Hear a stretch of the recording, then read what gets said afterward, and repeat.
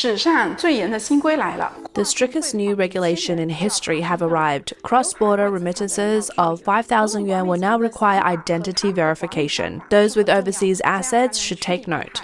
在他操作的过程中，我看到 When the bank staff was handling my transaction, I saw my account details. Bank of China set my remittance limit to 5,000 yuan, and it seems like most people's limits are now at this level. The staff mentioned that out of every 12 customers coming to Bank of China, 8 are here to request a higher limit. 境外汇款蚂蚁搬家。 Overseas remittances are like ants moving their homes.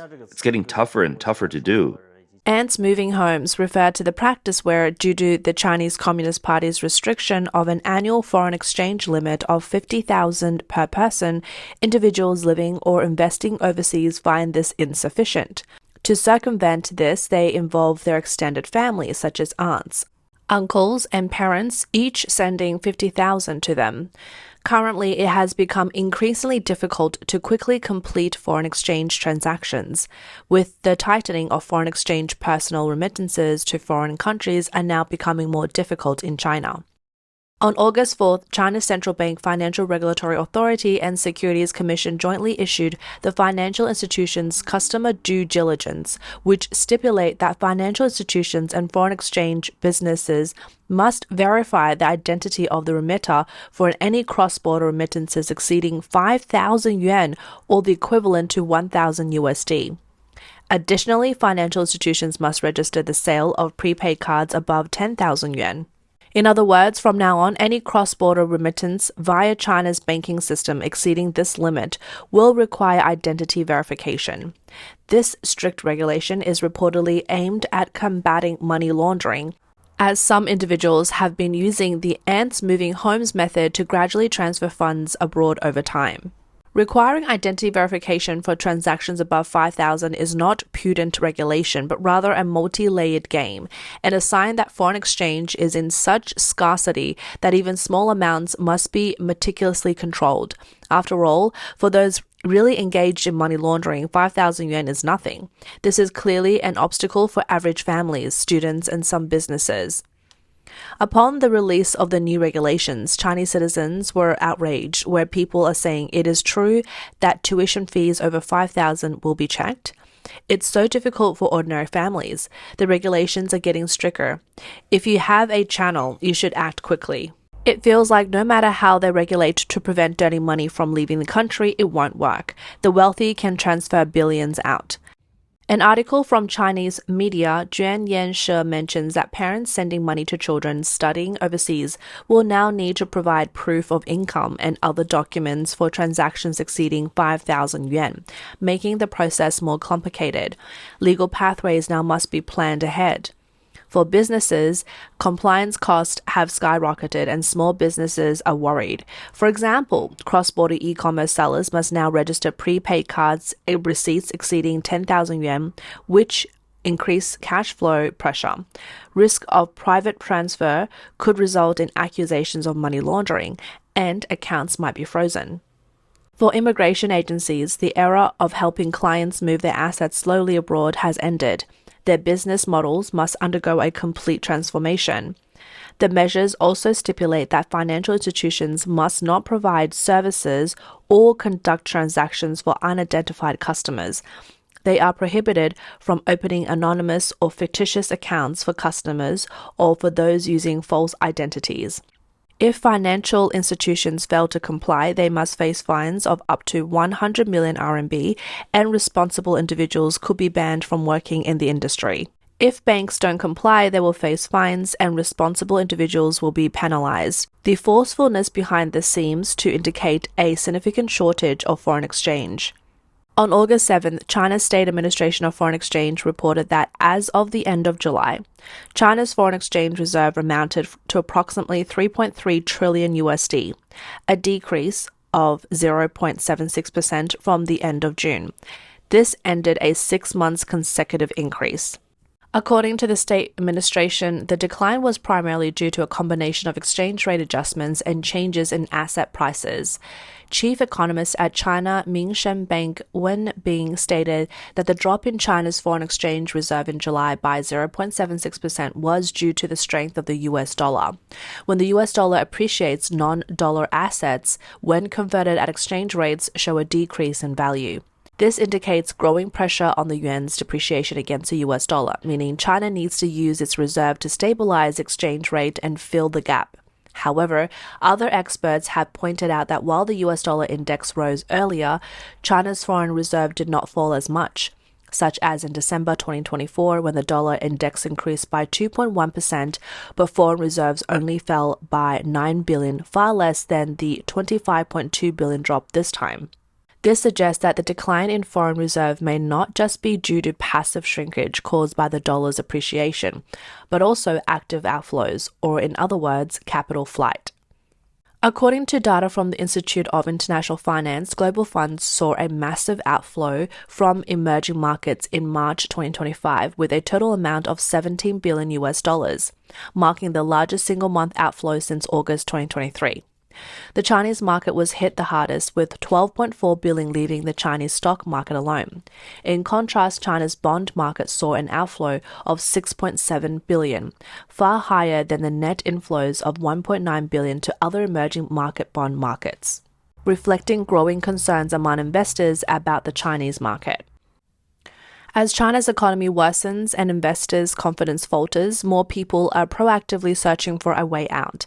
In the first half of 2025, Synopsys stopped selling semiconductor design software and services to the Chinese market. Amazon closed its AI research lab in Shanghai. Several US and European semiconductor equipment firms such as Applied Materials, Lam Research, and Intel are shifting parts of their manufacturing to Vietnam, Malaysia, and Mexico. IBM continues to scale down its operations in China and is reportedly closing some of its R&D centers. This year, Mitsubishi Motors officially ended its production in China and withdrew from the market, while Microsoft significantly reduced their AI R&D teams in China.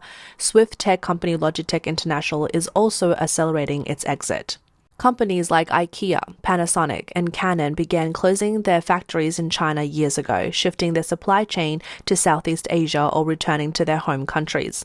According to statistics from China's State Administration of Foreign Exchange, foreign direct investment in China in the first quarter of 2025 was just 14.7 billion USD, a sharp drop of over 50% compared to the fourth quarter of 2024.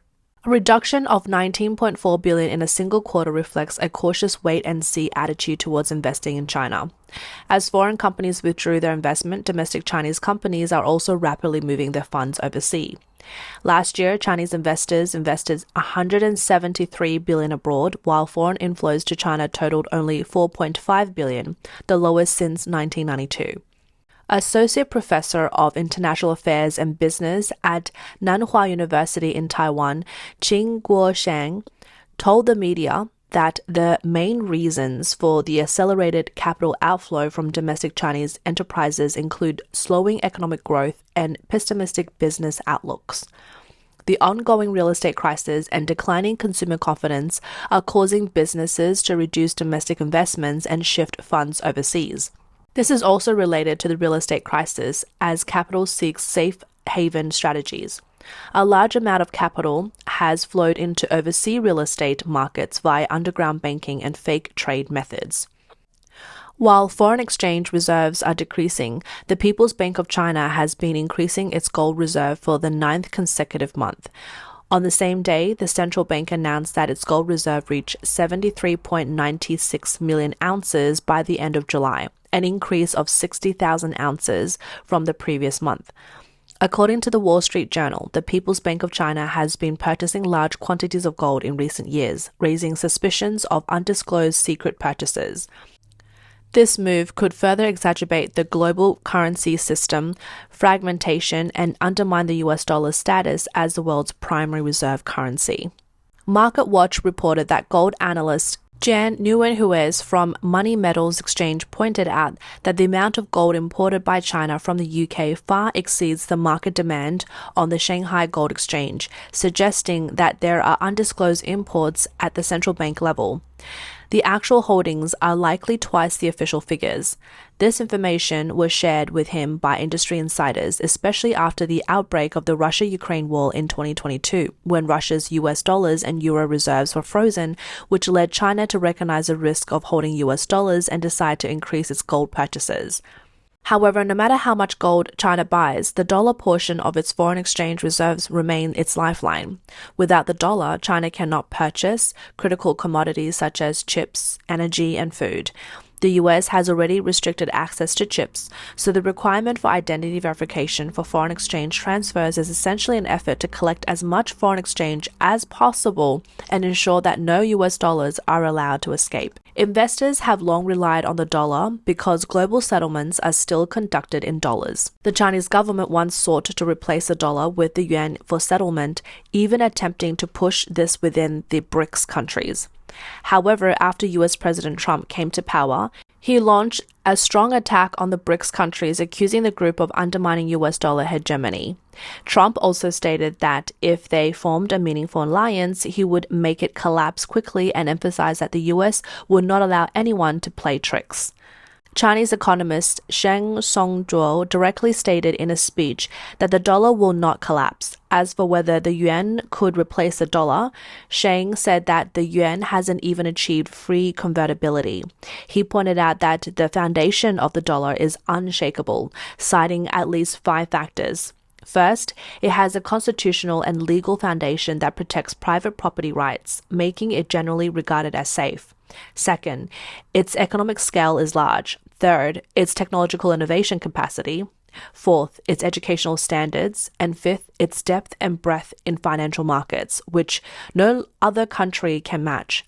The US stock market accounts for about half of the global market capitalization. Its bond market is also enormous, with much of China's foreign exchange reserves invested in US treasuries. China politics commentator Wang He argues that the dollar's attraction lies in the unmatched strength and stability of the United States. The US not only possesses the world's most powerful military, but is also the largest economy, governed by laws rather than the whims of rulers, ensuring a certain degree of political stability. Assets dominated in dollars are so abundant that they are one of the most liquid assets in the world, meaning they are easy to buy and sell. Even when the US is in trouble, people rush to buy dollars. For example, during the 2008 US housing market crash, the dollar rose by more than 26% against the basket of 6 major currencies within 12 months.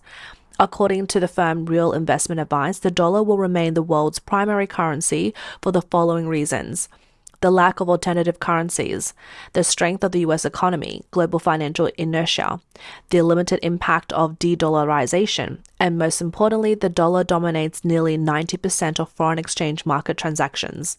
Daniel Moss, an economic columnist for Bloomberg in Asia, points out that for decades, there have been analyses predicting the decline of the US dollar, but all of these forecasts have ultimately proven to be inaccurate.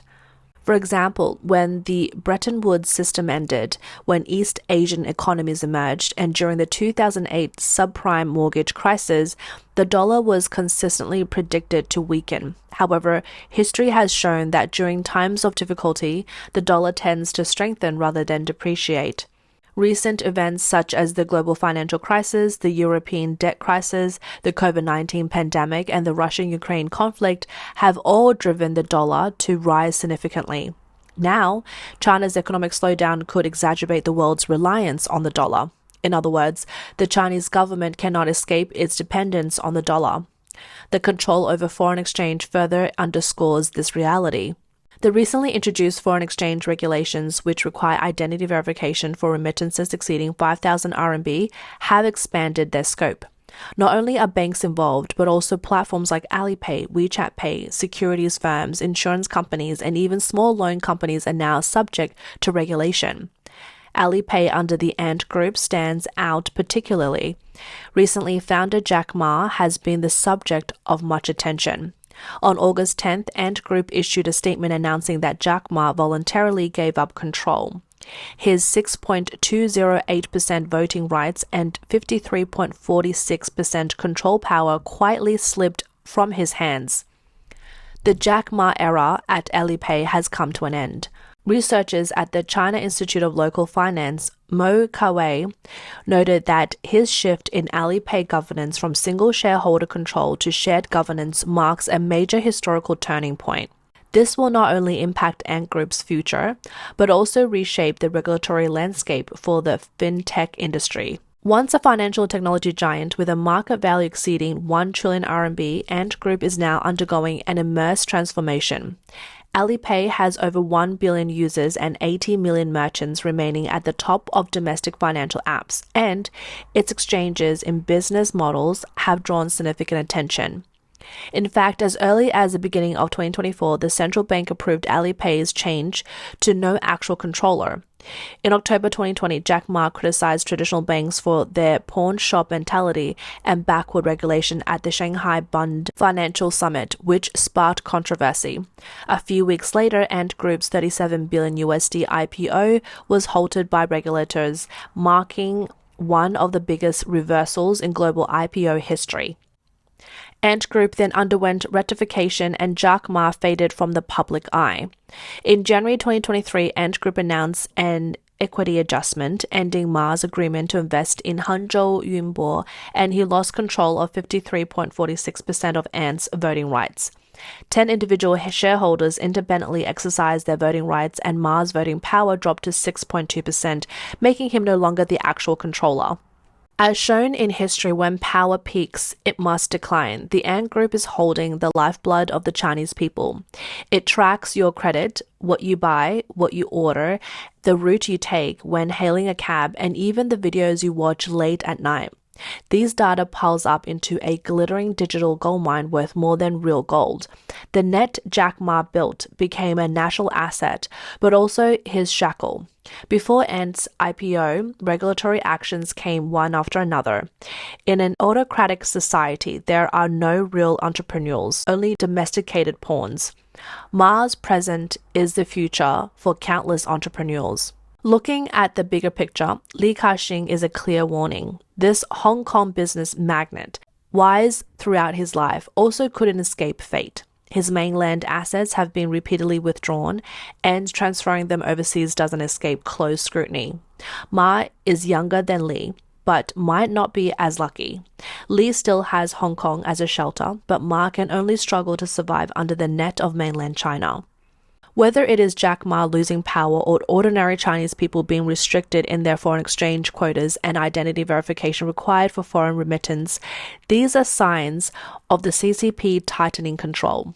The Chinese government wants not only to control what its people think, but also how they spend their money. But when the Chinese people, including those with foreign exchange quotas, find their pockets empty, it may signal the time when people fully awaken. After all, when there is no food to eat, it strangles people's very ability to live.